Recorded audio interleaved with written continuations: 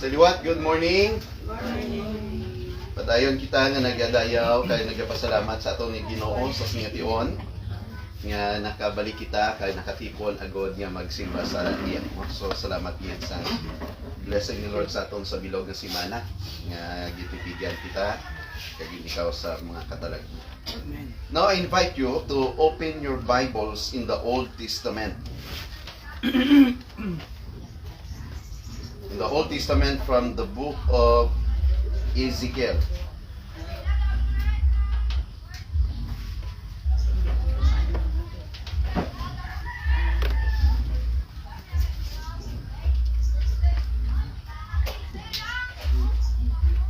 So Ezekiel chapter 36.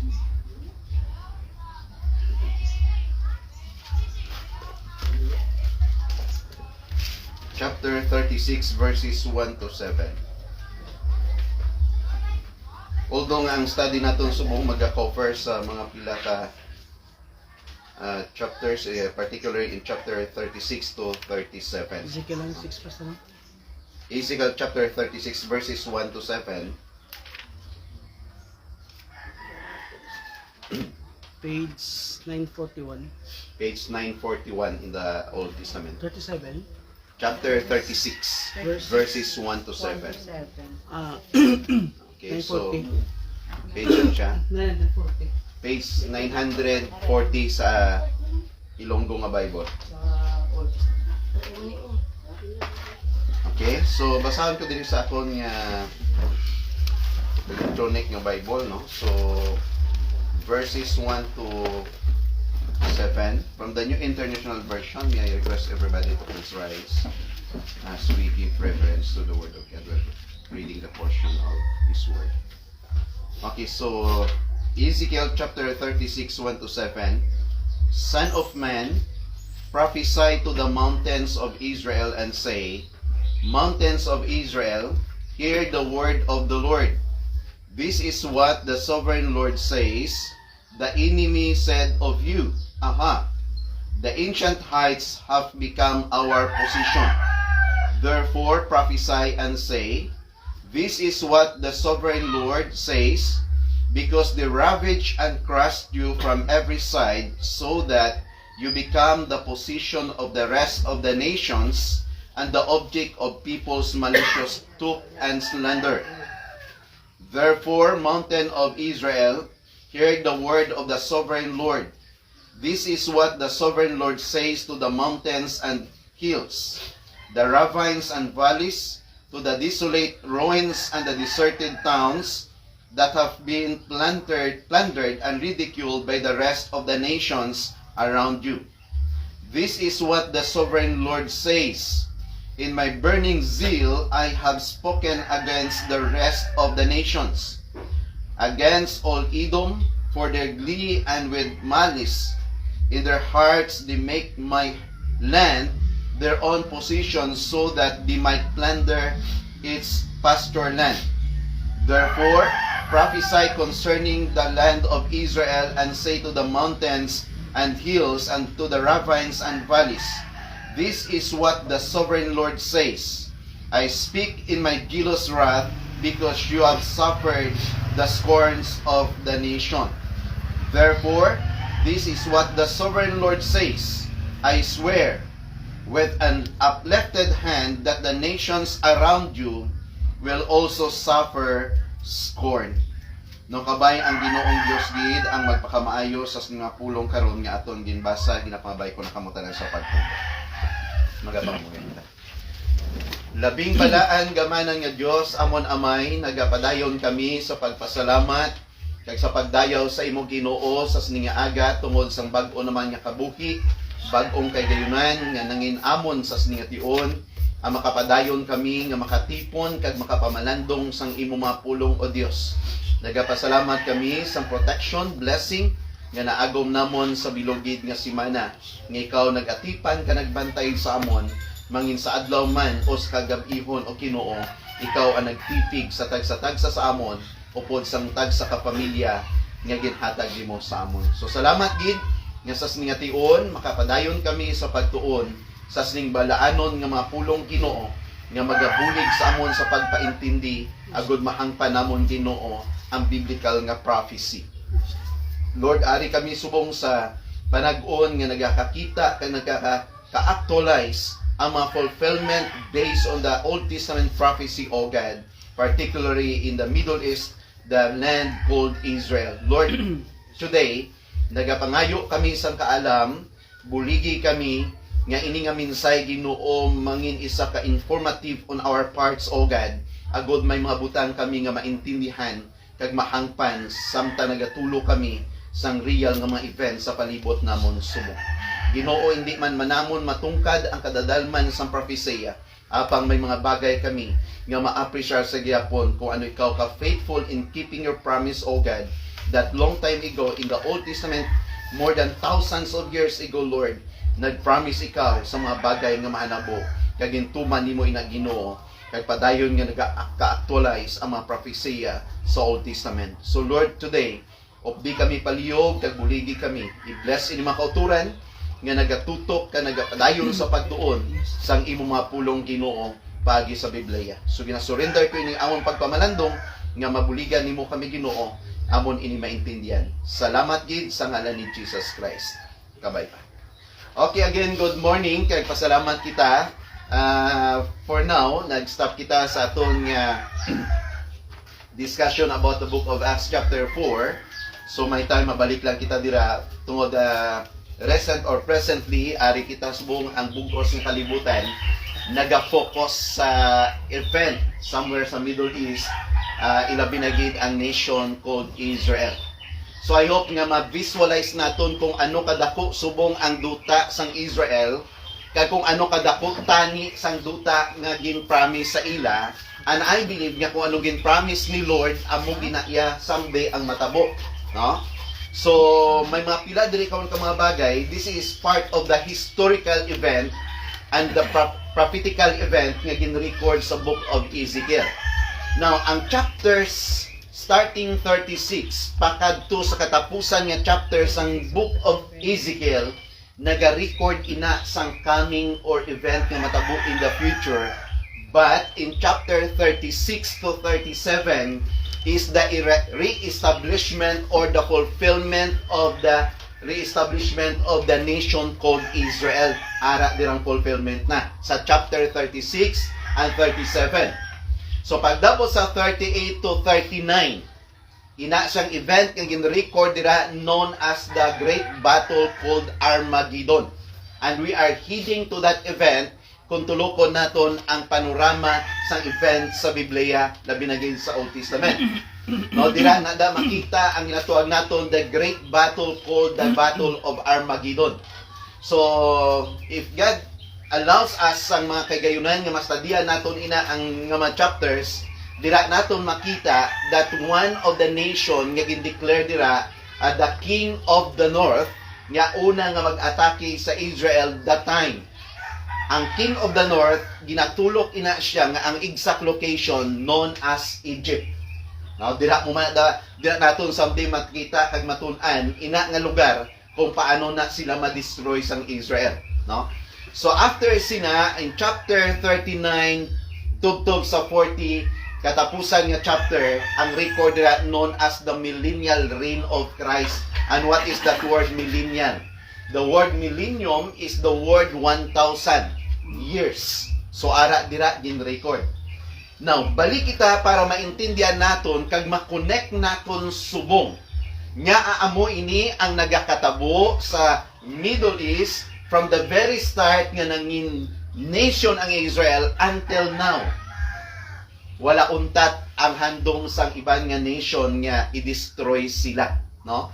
But based on chapter 36, diri naton makita ang pila ka mga description sang Ginoo. So, diri malawig nga matinuig nga ang Hebrew people wala sila naga-existe, no? 25 years dispersed sila, wala sila sang nation, ang land called the exact land of Israel wala na iya sang structure for 2,500 years or 2,500 years. No? So, from 586 BC until 1948, ang total sina is 25,000 years. No nga aman, the Jewish people had no exclusive homeland, no government, not even a common language.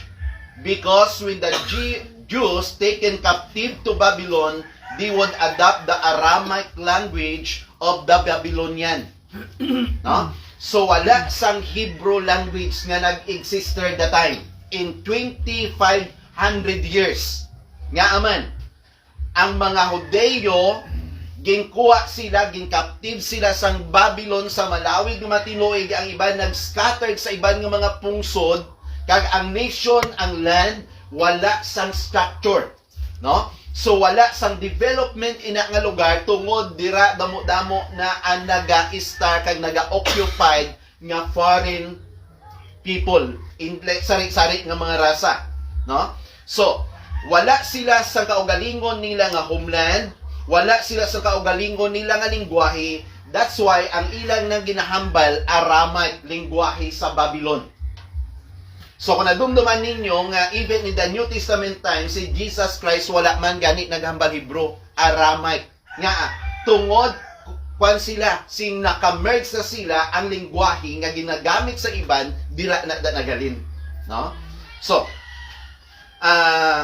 when they return from captivity, they would be speaking Aramaic, not Hebrew. So, 2,500 years, the Jewish people would be dispersed all over the world. Imagine mo, hindi lang yan lipot nga mga tinuig. 25 kagatos. 2,500 years. Nga scattered sila, they would be oppressed all over the world, they would be massacred all over the world. Kung may tao sa kalibutan nga ginhandom nga dulaon sa dagway sa kalibutan, ang mga Hudeo. No, amo na sila ka sentro sang tanan-tanan nga against sa Ginoo. Those who managed still live within the boundaries of the ancient Israel would be dominated by some other foreign powers. No? So the Babylonian Empire nagkontrola sa ila, the Persian Empire, the Greek Empire, the Roman Empire, the Byzantine Empire, and overtook that land. Then the Arab Islamic Empire, and then the Catholic Crusaders and the Ottoman Empire. No, amo ni sila ang nag-agi, and finally the British Empire. All of that changed in 20th century. So in other words, ini nga mga empire sang una nga time, wala na tani kay pila thousands of years ago, amo ni sila ang nagkontrolar kag nagahom sa sina nga lugar, kay wala sang mga Jewish people nga nagtindog as a nation. Amo na sila ka makaluluoy. So, diri for 2,500 years, that was the fulfillment of Ezekiel 36 and 37, known as the re-establishment of the state of Israel. Saan una natabo? 1948. Good morning. So, 1948, dira pa lang sila na re-establish, no? Ang ginatuwag naton nga nation called Israel. This is what Ezekiel predicted in the 6th century BC. That's why may mga pilakita diri ka mga bagay nga ma-learn sa sininga chapters agod nga bisan paano may makaptured kita ang ini nga eksena kag propesya. Now, basaw naton ang record sa verses 1 to 7. Son of man, prophesy to the mountains of Israel and say, mountains of Israel, sino ginambalan sini ang nag-prophesy? Si Ezekiel. Hear the word of the Lord. This is what the sovereign Lord says. The enemy said of you, aha, the ancient heights have become our possession. Therefore prophesy and say, this is what the sovereign Lord says. Because the ravage, lingsangad, no, gin-atake nila, gin-pang-destroy nila, and crush you from every side, so that you become the possession of the rest of the nations. Na-imagine mo. Nga bisan sino na lang nga nasyon man nag-iya sa kabuhi sa mga Israelites. Amo nang ang propesya diri. Okay, verse 4. Nations. And the object of people's malicious talk and slander. Ang pamangkot diri nga natabo ini. Nga ang mga tao naga-slander kag naga-profane sa ngalan sang Israel, it is because sila mismo ang mga tao before nga nagbaylo sa pagsimba sa matuod nga Dios kag nagsimba sa Dios nga mga Dios ang iban nga mga nations. No? So amo nang actually ang reason sa una nga God allowed Assyria to attack and to capture the northern kingdom of Israel. Why did God allow Babylon nga i-captured ang southern kingdom of Judah? Balo ka anong rason? Because of idolatry. Because of idolatry nga. Ginasimba nila ang hindi matuod nga Diyos, kaya kalimtan nila ang Diyos nga nagbulig sa ila from Egypt. So, ang reasons why God allowed them to be captured, to be massacred, and even nang dispersed sa kalibutan because of that sin. Idolatry. No? So, next verse. Therefore, that is verse 4. Mountains of Israel, hear the word of the sovereign Lord. This is what the sovereign Lord says to the mountains and hills, the ravines, the valleys, to the desolate ruins. Amo ng description sang land. No, ang ginatawag naton land of Israel. And the deserted towns that have been plundered and ridiculed by the rest of the nations around you. This is what the sovereign Lord says, in my burning zeal, I have spoken against the rest of the nations. No? Tandaan tam ginagamit diri. Ang Diyos nagsiling, in my burning zeal, I have spoken against the rest of the nations, and against all Edom, for the glee and the malice in their hearts, they made, take note of that word, they made my land their own possession. So, ang chapter 36, 1-7, this is a rebuke of all the nations around Israel that have come to take the land for themselves. At least may diya kita karon kung ang target sa kada nation Israel gid Dios mong, particularly the Arab countries. Tungod sa isang verse 5, ang nation sang Israel, the land of Israel, gintawag dira sang Ginoo my land. My land. Israel is God's land, property. My land. Any nations nga magpadayon sa paghingabot sini, isang Ginoo, ulat-ulatan kaakig ko. Ha? Amo na makita naton ang eksena sa Israel subong a very small nation. Gamay. Ha? Okay. Ang verses 1-7, the first thing, God denounces the nations that overtake the land of Israel. Matingala ka.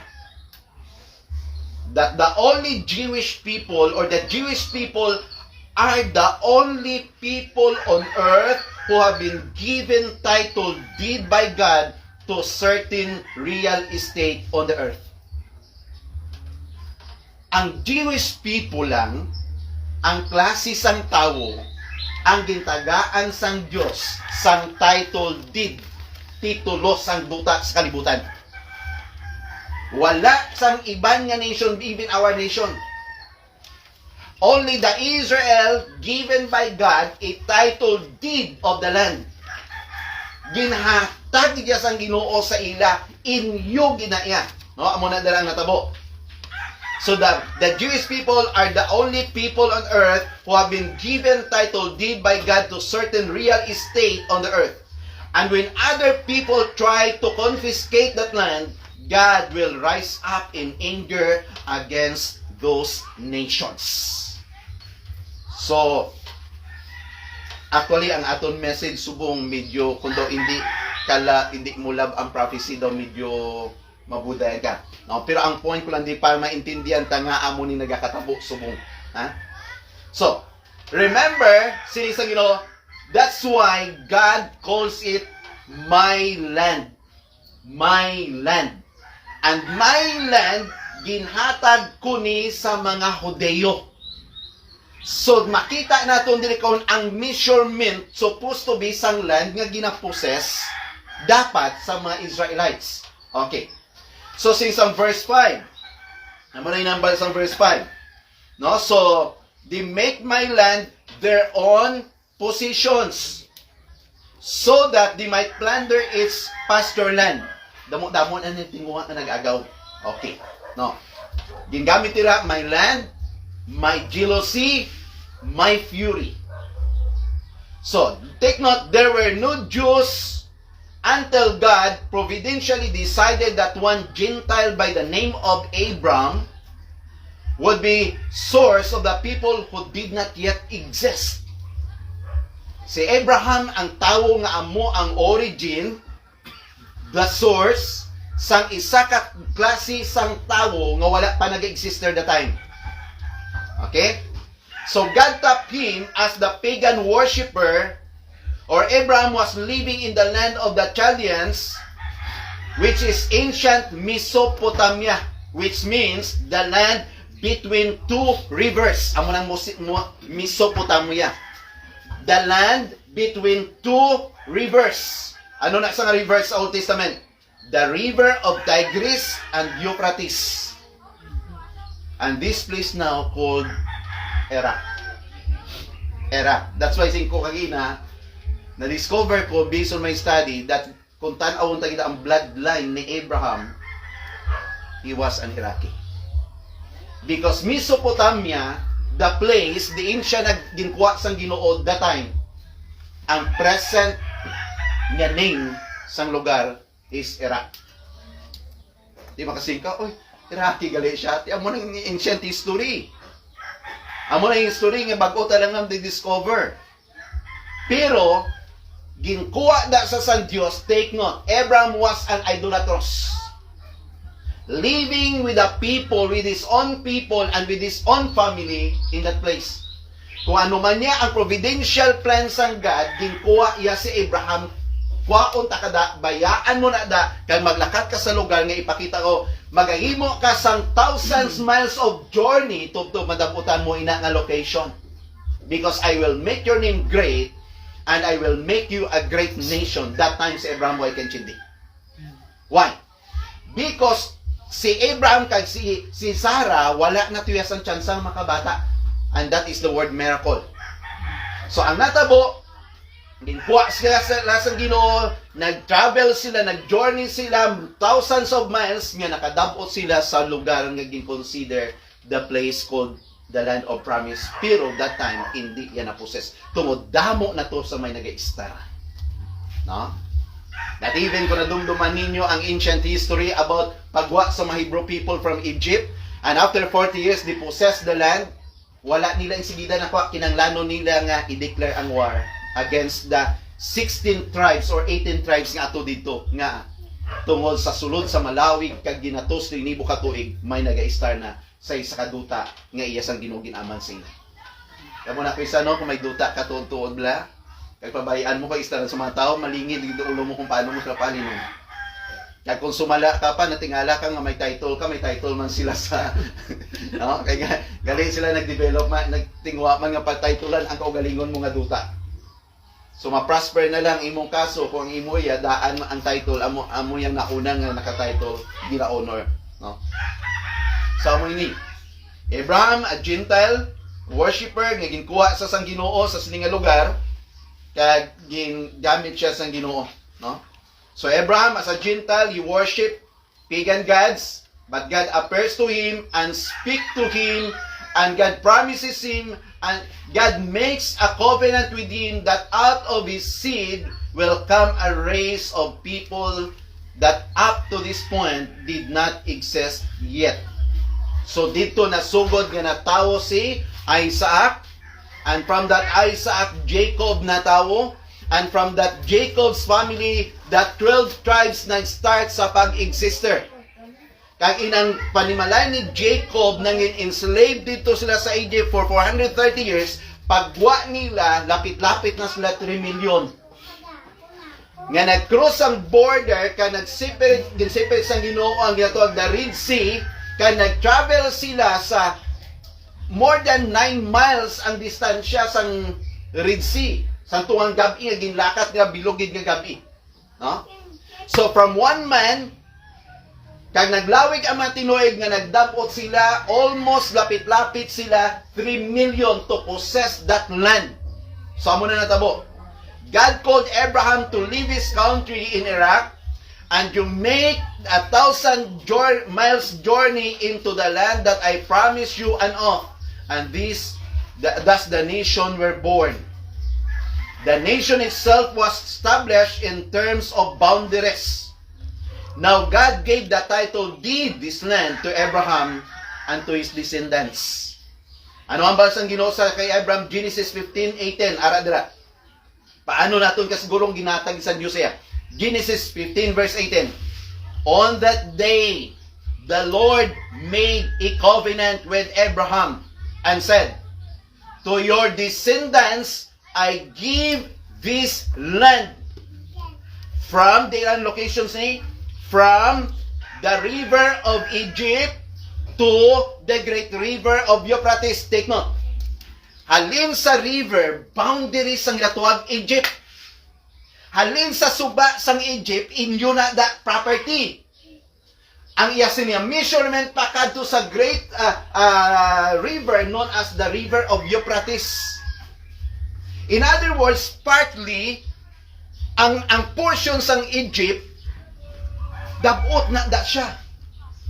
Amo ni gani nga base of the Bible scholars, okay, para maidiya ka mo sang property sang land. Ibutang naton nga amo ni ang area gin promise sang Ginoo. So halin diri from the river of Egypt dito sa piyak ang location the river of Euphrates. Ang exact location or measurement sang duta gin promise diri 300,000 miles. 300,000 miles sa amo na siyang location niya. Siling sa kalabanan nga Bible scholars, dabot pa ng Lebanon, dabot ang Iraq, kadaw ang Syria, dabot pa na sang boundary sang Israel. Okay? So, amoy ning ginambal sang Ginoo. So, I give this land to you from the river of Egypt to the great river, the Euphrates. So God intended 300,000 miles minimum. Now, what is the problem? Now they are living in 8,130 square miles. During the time of King David, okay, na-possess tungod kay si David as king, damo siya sa na-conquer. Ang portion sang land, like for example, if this is the measurement of 300,000 miles, during the reign of King David, nakuha iya ang land, siguro mga dalagan, mga 80% sang land na possess ni David. So, nag-abot ang mga wars, nag-abot ang mga saysari asa sang ulihi, during sang ginatawag naton British colony, kanday Churchill to sang una. So, ang mga Jewish people ginpabalik na. So, ang history, nagbalalik sila. You know what? Ang portion sang land, out of 100% na possess ni David ang siguro mga 80 to 85%. But now, ini nga lugar, from 85% or 80%, nag-decrease ini pa kadto siguro madalagan mga 45 to 50%. Kag ini sa lugar nga 50 to 55%, ara sa tunga nila ginatawag naton Jordan River. Ang Jordan River, hindi naman si Churchill during the time nga ang mga Hussein family, hindi gusto nilang i-appease ang Hussein family. Sino sa Hussein family niya? Hindi kagyatag na sa mga Jewish people. Gusto namon mag-inherit sa amon man property. In order to appease Churchill from British, nag-compromise. Ginkuha iya ang mapa nga ini ang portion sang 50 or 45 to 55% sang duta nga in between sina may ginatuwag naton nga Jordan River, ginkurita niya sa Chok. And the west portion, the east and the west portion, and the east portion ginatuwag Transjordan that belongs to the Hussein family, controlled by Arab. And the west portion amo na ng iyasang Israel. Ang problema mo sini, subong ang tawag sina, hindi Transjordan, kundi the place called Jordan. Ginkuritan sa tunga, alin sa 100% na kadako-dako nga property in promise ng God, subong ang ginaposes sang Israel, siguro mayo na'y kadabot sang 20% sang land. Imagine, 300,000 miles nga duta nga ginpromise sang God ang ginaposes sang Israelites is only 8,130 square miles. Meaning to say, kung amo na yung pag-picture out naton sang mapa sang promise from the land from the river of Egypt to the river of Euphrates, damo-damo sang nasyon nga dabot 300,000 square miles. Pero ang ginaposes nila is just only 8,000. Pila ka percent? Siguro ibutan natin ba 15% lang ang equivalent. And this small piece of land na ginaistaran sang pila ka milyon subong Odeo, sila na ang sentro sang mga nasyon nga Arab agud wasakon. But amo na sa subong nga nasyon ang ginakadlukan sa mga Arab. They started from nothing, a laborer. Ano pa yun sila?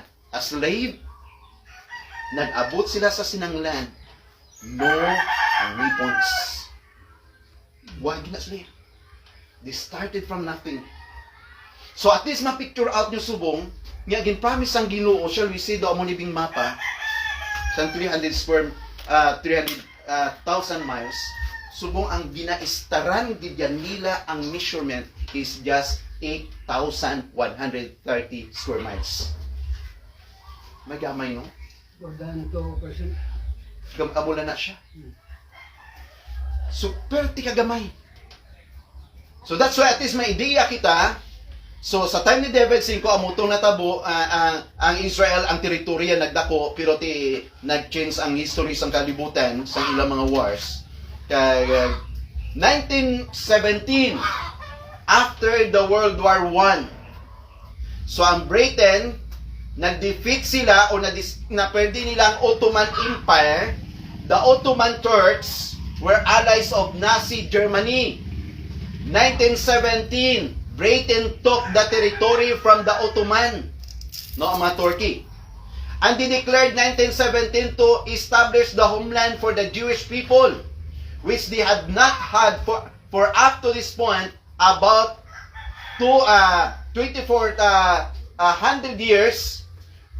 Nga sang gindeclare ini nga naton Balfour Declaration sang 1917, amo to na was drawn, that territory was given to the Jewish as their homeland. No, so gindrawingan na da amo ning dabo ang iyan na sang Israel. Kiti tagaan na sila mo 1917. Okay, amo ni sa Israel. Amo to ko sa ginplaster ng portion sa Israel nga siguro mapila na ka percent nag-react ang Hussein family.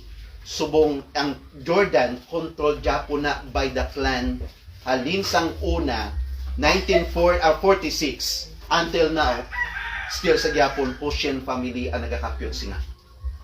Amo na nga tuwag Jordan portion, no? So amo ning pilang subo. But in 1922, no, singko, Hussein family was objected. The Arabs said, we want our homeland for ourselves. And you've given all this area to the Jewish people. In order to appease the Hussein family, the British Parliament decided after Churchill to a map of the region, and Churchill then may diferensya siya sa sining Hussein family, but to appease the family, ang ginimo ni Churchill, he took the map, he took a crayon and drew a line between the Jordan River and he separated west from the east. Okay niya ang east, yan ang isang Hussein family. Why may mo ang Israel nga man? Yan sila nag-abot ka mo nga. Siguro ang dala nyo puro tanan mga espading. Wala sila. So kung anong ginhatag sa ila, tungod sa that time, ang nagakontrola sang ila nasyon dominated by the British Empire. So gitagaan na sang portion. So simba taning akong pasduta, gitagaan ka na tani 100 square meters pa sa balay mo, may nagisa pa siya. Hindi, gusto man naman may arada ito nga anay mo na 50%. Amon ang 50 ka. No, so daw mo na nagpiot pagid. No, so nagpiot pagid. So the area across the Jordan River in 1946, the eastern side was officially renamed Jordan, and still Hoshen family controlled it.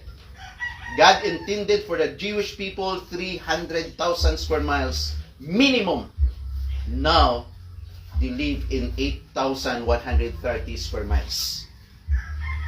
God says in verse 6, tanawan nyo sa verse 6, ano ang balidra?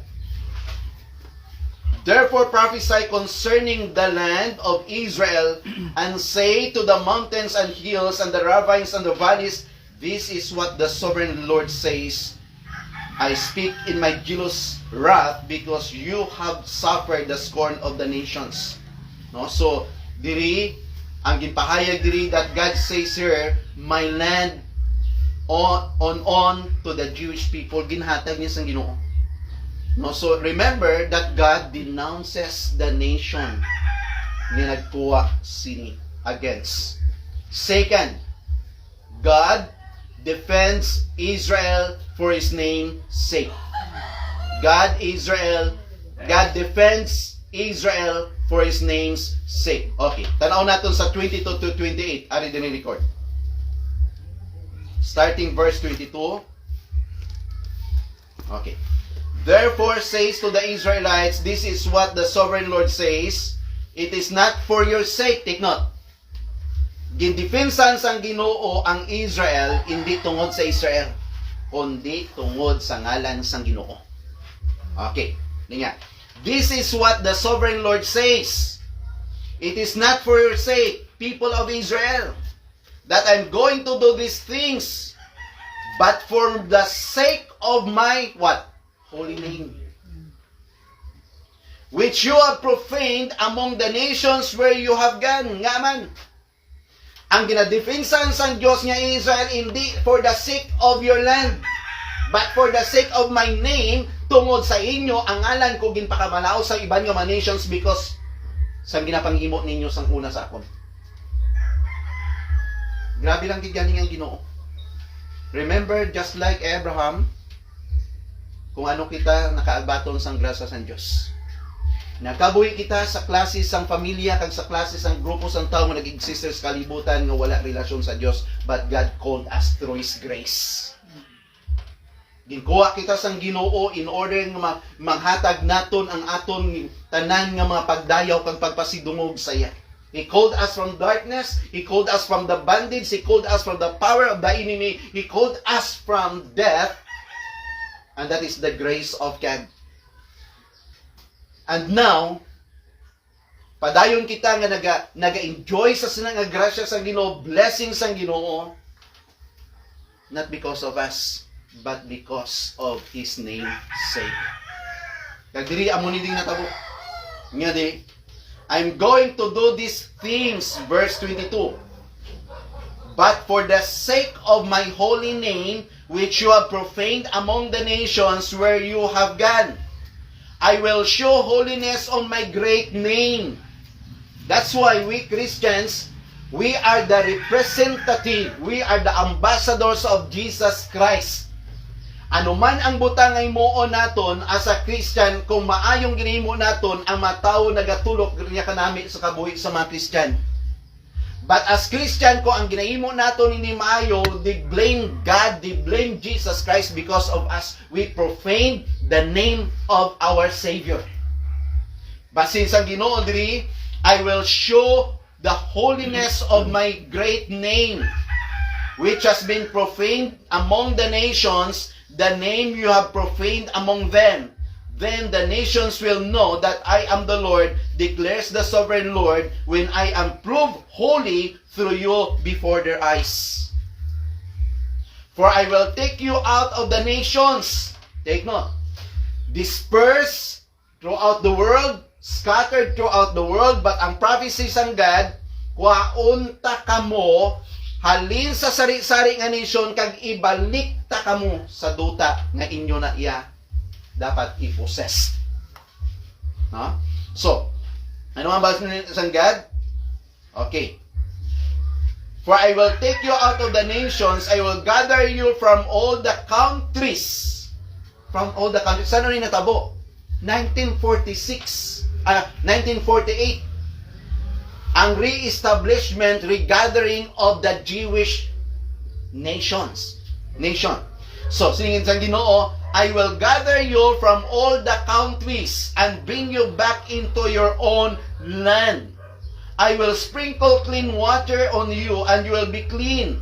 I will cleanse you from all your impurities and from all your idols. Grabe nga grasya sa Ginoo no. Patawaron ta kamo, i-restore ta kamo, tinluan ta kamo, dihonon ta kamo, himuon ta kamo sa liwat nga isa ka nasyon. Kaya nga amo na promise ng God, ang isa ka matawong nga na-reflect mo niyo, God is forever faithful. What He promised, He fulfilled. Mangin madugay man ang prophesia nga ginhambal sa Biblia, madugay man o malipot, matabo na. Imagine one of the prophecy in the Bible that a girl or a woman will give birth to a son. The prophecy about the birth of Jesus Christ fulfilled for almost 700 years. Ang paggambal ni Micah chapter 5 verse 2 nga ang bata mataw sa Bethlehem, pila ka years ng fulfillment na 500 years na tao sa Bethlehem, exact location. Anong punto nga drive out naton diri? Mangin malawig man nga tinuig or mangin malipot man, anuman ang prophecy nga ginhambal sa Dios nga matabo in the future, matabo na. Why? Because the one who made a promise is forever faithful. Kung gin-promise ang God nga sa mga moment you receive and you return to Him, you will become my own possession, my sons and daughters, that is true. Because in the Bible, God, there is no shadow of turning. Masing natol, wala sang changes sa mga promises ng God. Magakatabo man ang mga mabudlay nga hitabo sa palibot naton, but still God is forever and ever faithful in keeping His promise. Pag ginambal ya, you are my son, you are my daughter, forever you are His child. Kaamo ng bagay nga dumdumo naton, because many times gamay lang nga stress ang problema, nagakatempt kita nga mag-give up, nagakatempt kita nga mag-question sang aton identity, nga nagakatempt kita nga magtalikod sa pagpangalagad sa Dios. And that's why since ang God, I will gather you from all the countries, kag pabalikon kamo nakon sa duta nga inyo ginaya. And that is the promise of the Lord, fulfilled 1948. So anong siya dili? I will sprinkle clean waters. It speaks about the purity or the cleansing of God, the forgiveness of God. Anuman kadako sa inyong mga sala, paano nyo man gin-profane ang name ko, paano nyo gin-blame ang name ko, paano nyo gin-pakawian ako, sinsang Ginoo, patawaron ta kamo sa gyapon. Hindi naton matungkad ang gugma sa Dios sa kada isa sa aton. Anuman kadako sang sala nga wala sa may makakumpara sa sala nga ginhimo mo, ang masiling ko lang, ang Ginoo nagsiling, patawaron ta ka. Tinluan ta ka, hugasan ta ka, balik ka sa akon tungod you are my own precious possession. So that's why God in verse 26, I will give you a new heart. I put a new spirit within you. I will remove from you your heart of stone and give you a heart of flesh. And I will put my spirit in you and move you to follow my decrees and be careful to keep my laws. Then you will live in the land I give your ancestors. You will be my people and I will be your God. Grabe, gid si Lord. So anong natabo? Ang Ginoo nag-promise, balik kamo. Balik kamo. So, ang Ginoo nagpahayag sini tanan para sa ila. God defends Israel for His name's sake. God is not doing something for Israel for their sake. He is doing something for Israel for His name's sake. Not for Israel's name, but for God's name. So that's why, ang record sa verse 22, therefore say to the Israelites, this is what the sovereign Lord says, it is not for your sake, people of Israel, that I'm going to do these things, but for the sake of my holy name, which you have profaned among the nations where you have gone. Yes, makita natin because Israel forsook the true and living God and started to worship idols or the neighboring nations around them. You profaned my name before them, but I still love you. I still forgive you. I still bring you back sa lugar na promise ko sa inyo. Grabe si Lord. Anuman ang status ang kabuhi naton, anuman kalayo, kung diin man kita kadabot sa aton spiritual nga kabuhi, kung anuman nga milya-milya nga distansya sang aton spirito kalayo sa Ginoo. As a child of God, sing sang Ginoo, balik ka sa akin.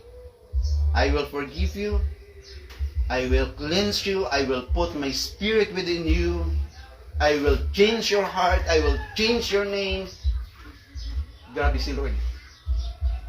Amo na ang ganing ako naintindihan ta ang katahom sang dagway sang grasya sang Dios. We have no reason nga magpalayo pa sa iya. Kag wala kita sang rason nga magpawala sa pag-alagad sa iya. We use sa pagkabuhi nga para sa aton kaugalingon. But this time, kinanglanon naton magkabuhi para sa kadungganan sa ngalan sa Diyos. Number 3, verse 34 to 36. Nangambal sang 34 to 36. But, okay, so basahin ko 33.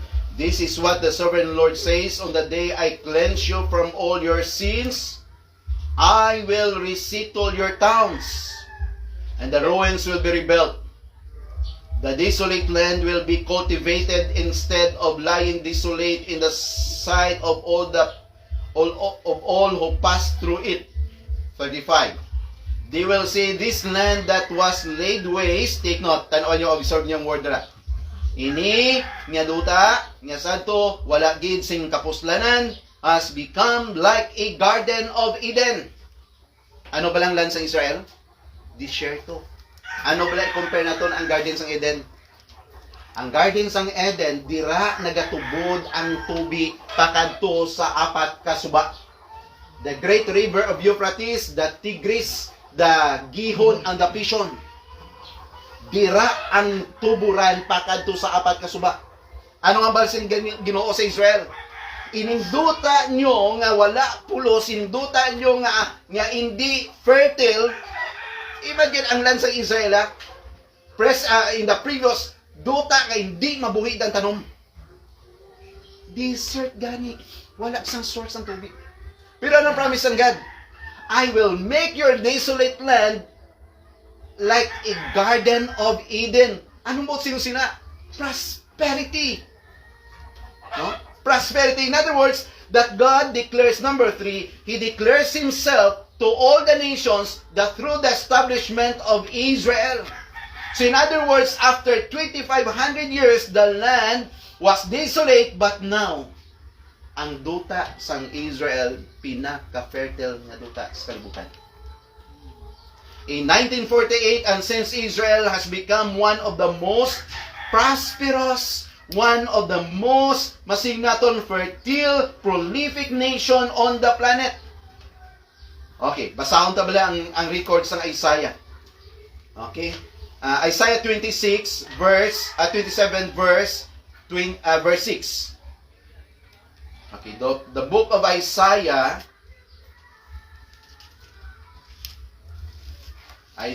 chapter 27 verse 6. In days to come, Jacob will take root. Israel will bud and blossom and fill all the world with what? Fruit. A desolate place, hindi namin ang lugar, pero ang prophecy sa Ginoo, balik ka mo sa duta ang promise ko, amo ning matabo. Starting 1948 nga nakabalik sila ang promise ng God.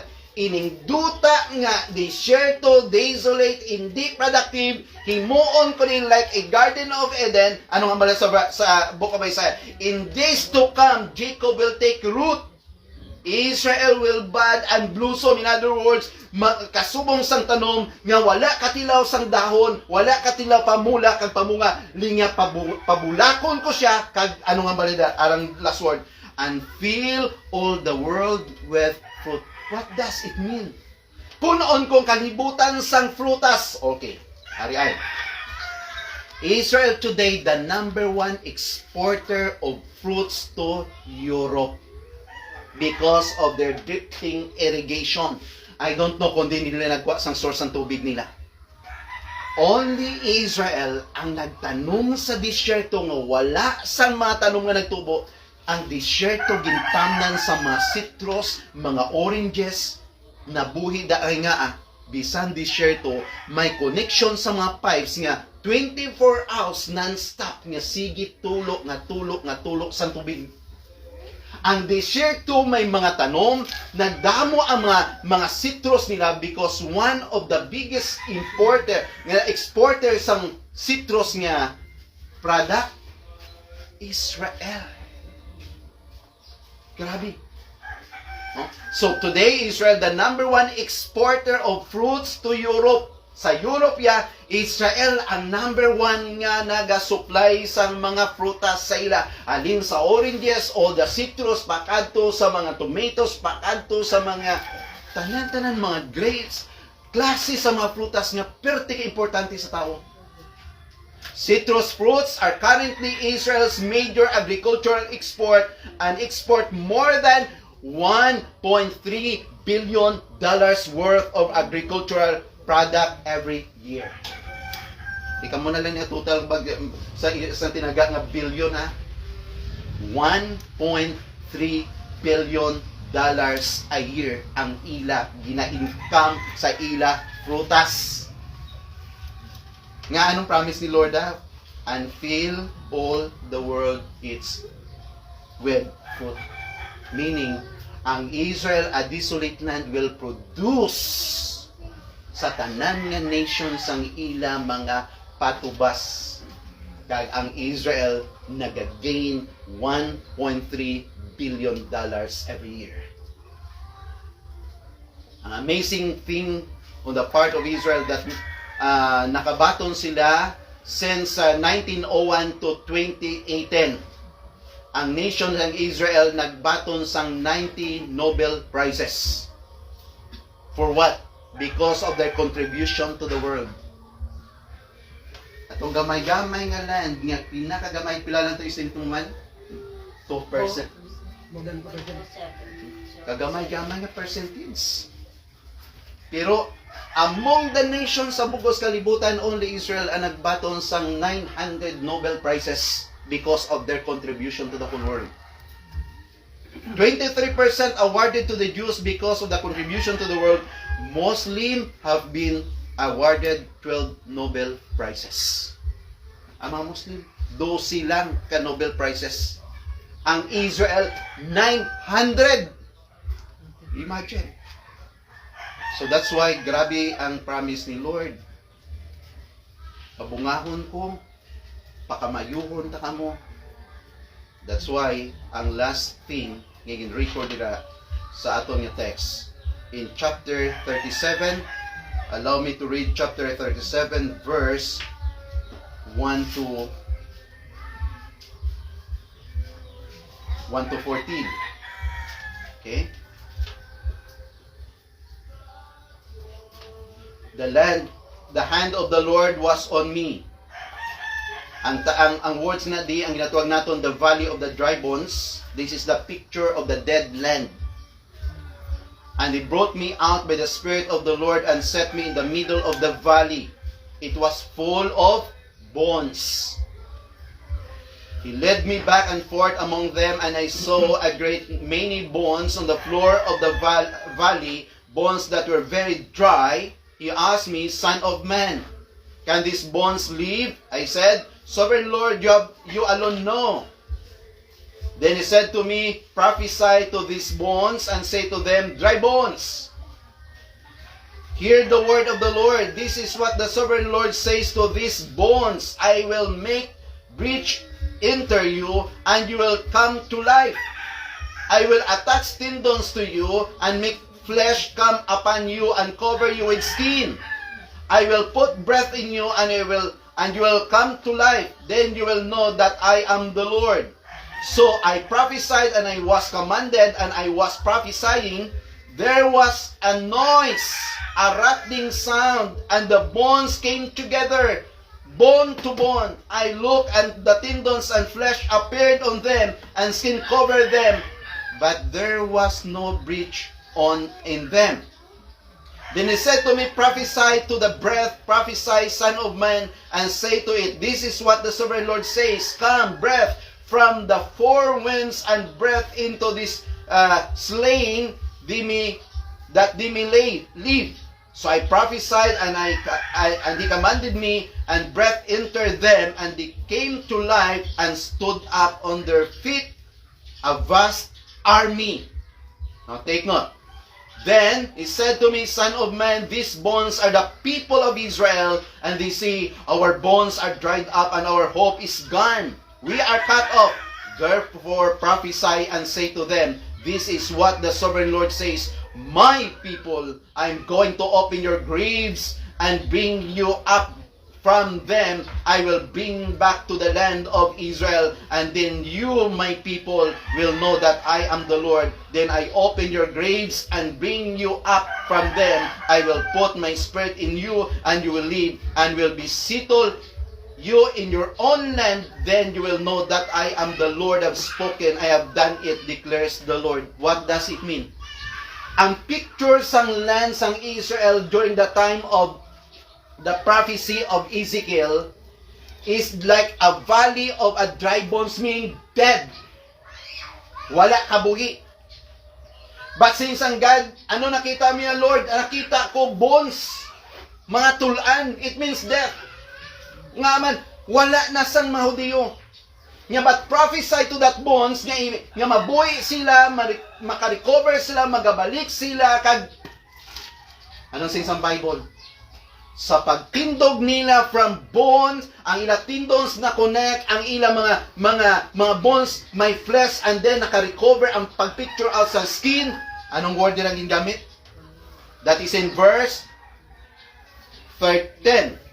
So I prophesied, he commanded me, and breath entered them, and they came to life and stood up on their feet. A vast, what? Army. So, ang prophesia ni Prophet Ezekiel, this is the regathering, kag diin naton makita, nga ang picture sang Ginoo naging pakita diri yadto mga bones is a vast army.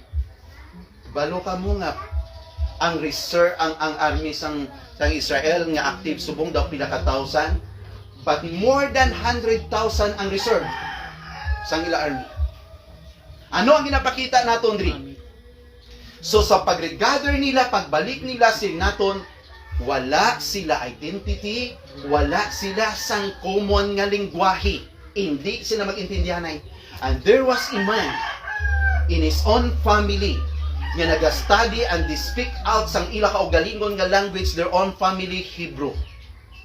Wala sila nag-entertain sa ibang nga lingwahe.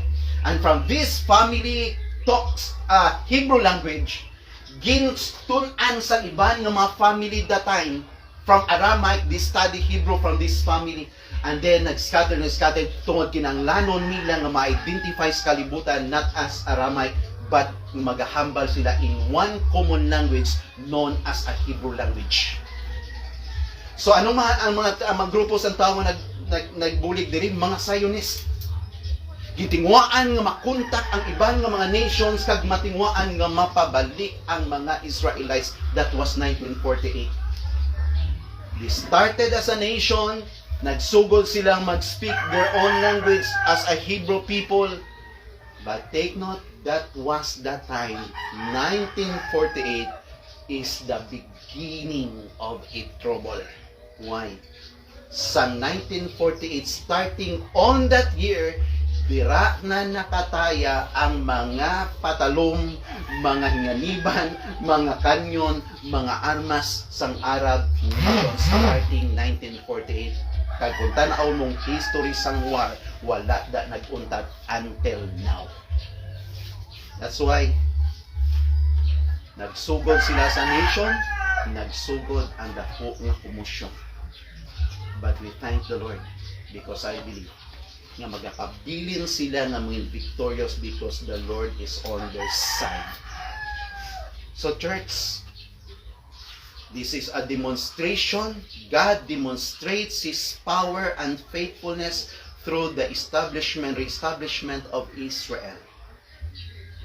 His faithfulness from a dead bones, a dead land, a dead people, ginbayaw, ginbuhi, liwat sang Ginoo. Imagine, more than thousands of years, ang propesya ni Ezekiel, real nga natabo, kag nagakatabo sa chapter 36 to 37. God is forever faithful. The nation of Israel called His own precious possession. The only people in this world, in the planet Earth, given by God a title deeds. The only nations in the whole world from a desert, but one of the most biggest exporter of the fruit. Why? Because in Isaiah, all the nations punon ko sang frutas magaling sa inyo. So, I thank the Lord. This prophecy, at least may ideya, ma-picture out nato. Magapauli man ta karon na picture out naton sa simple nga pagtulok that out of 100% of property supposed to be nga mangin sa ila, only a very small percentage nyara sila. Because halos nga mga nation duyak na magkuha sang nasyon subong nga sila. Provisions ang talang nga blessings, agriculture tanan-tanan. Imagine, wala nation nga nag-export ka nag-gain sa bugos kalibutan a year 1.3 billion. Only a small piece of land of Israel. Why? Because God ara sa Israel. So that's why hindi kita matingala nga until now bisan anon pa imagine ha, in the history about Israel nga gin-atake sila that time, pag-atake sa ila wala sila nagbato because during the time Sabbath observance, ga-observe sa Sabbath. But after the death sa pila ka tausang nagkamatay sa ila nga wala sila nagbato, for the next day nagtindog sila after the Sabbath kay nag-away sila on 6-day wars. Nadumduman yung story ng 6-day wars. Nadaog nila ang tatlo ka nasyon. 6 days war lang na. Wala na ya sa history nga record nga sa anom lang kaadlaw tatlo ka nasyon ang imo makonquer. Only the history reserve. Why? Because God is on their side. So church, siguro may mga bagay kita nga ma-reflect.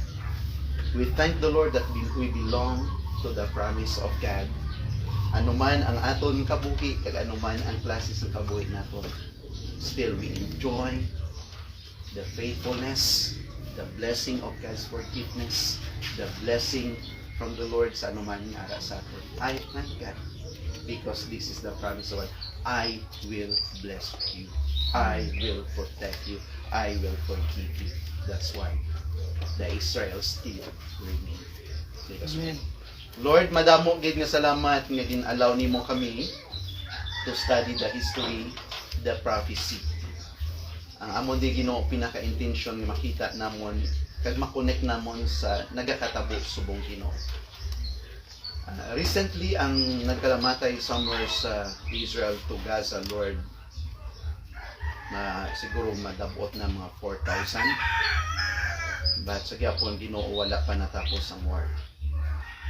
Kaya dira namon makita, Lord, that even ining madalag ko superpower nations surrounded Israel, may ara sila na fear tungod for several times. Sugod nga napundar ini nga nation, wala sang nation nga nakakonquer sa ila. A very small piece of land. Why? It is a sort of remembering and reminder for us that if God is for us, who can stand against us? Sa amon pagpangabuhi, Ginoo, ko naintindihan namon nga ang ikaw nga Dios ara sa amon, wala sang sinuman nga makadaog sa amon. Tungod amo na Ginoo matuod. So thank you so much. We bless your name. We glorify you, Lord, and we honor you. This is my humble prayer in Jesus' name. Amen. Again, thank you very much. Kabayan Ginoo magpakamayo sa atin.